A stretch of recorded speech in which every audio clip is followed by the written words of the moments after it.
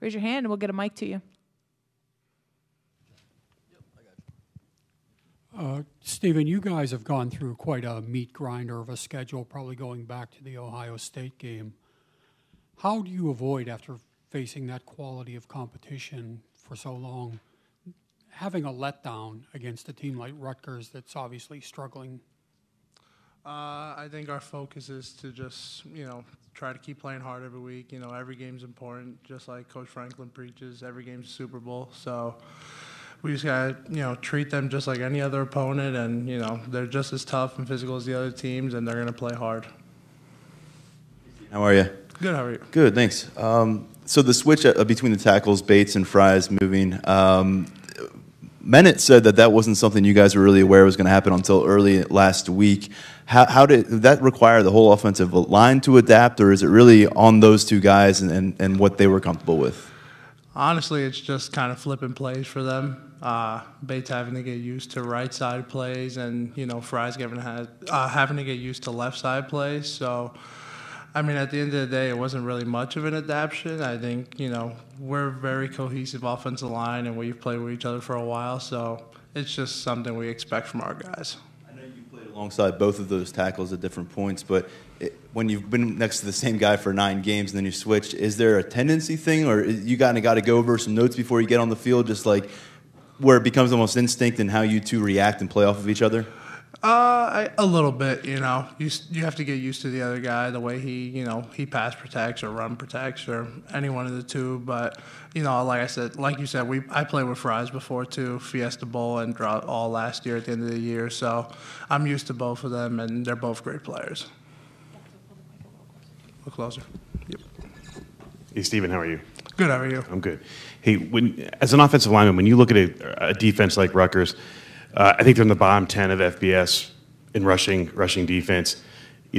Offensive linemen like to run the football. Is this kind of game where you guys are kind of like, as a group, kind of like licking your chops, to kind of pound the rock? Every game we try to establish a run game. So, doesn't matter what opponent it is, we're always going to try to establish the run first and then obviously build off of it with the passing game. So, it's just going to be a great challenge for us.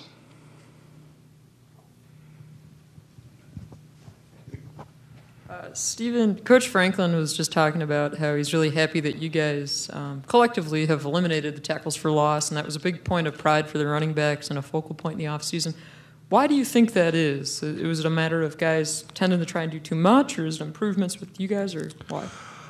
I think we just improved as an offense line. I think, we need to gain a little bit more chemistry and cohesiveness with each other, and that's what we got, obviously through winter and through spring and through the summer workouts, summer camp, and then obviously through 9-10 games this year. So I just think it took a little bit more cohesiveness and getting used to each other and getting used to the scheme, and, we feel really comfortable where we're at right now. Stephen, how do you think you guys, as a unit, have held up in pass protection this year? I think we've done pretty well compared to years past. We've had our rough moments. Obviously, no game's going to be perfect. So, especially in the Big Ten with the amount of talent that we have, and that we face. So, but I think we've done really well. Hey, Stephen. James, when he's in here or after games or on Twitter, how much do you guys pay attention to what he has to say?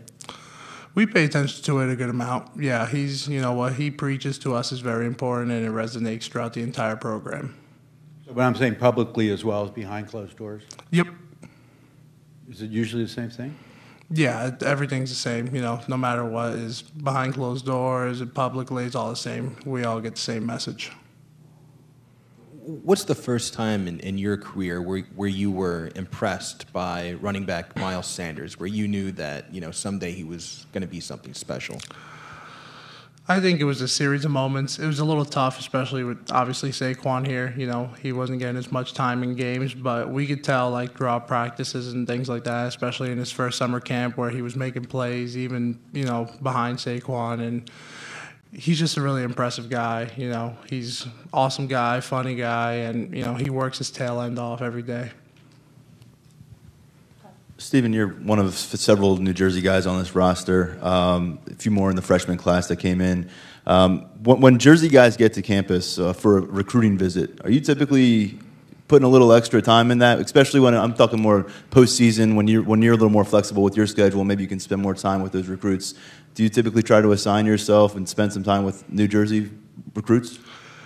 Normally, the recruiting people, they do a good job with pairing us with New Jersey guys, especially guys from our area. And whenever New Jersey guys come, we normally typically say hey to them and tell them what's up with, with the campus and the football team and things like that. So it all just really depends, who they tell us to really talk to. And normally, we'll know who's the Jersey guys. New Jersey guys normally know, who's getting recruited from where and things like that, so. You've faced several good defensive lines in games this year, but how would you evaluate the kind of test that Penn State's defensive line currently provides for whatever offensive line it's going against? They're a really good unit, and we knew that since summer camp. They always gave us a challenge every single day we went on the field, so now they're just really proving it, and they're a heck of a unit. Steven, James Franklin mentioned after the game that a reason Jahan Dotson was able to get a lot of first-team reps is because he learned a new position out at the X receiver. Is that something as an offensive lineman you guys are conscious of when that's happening in practice?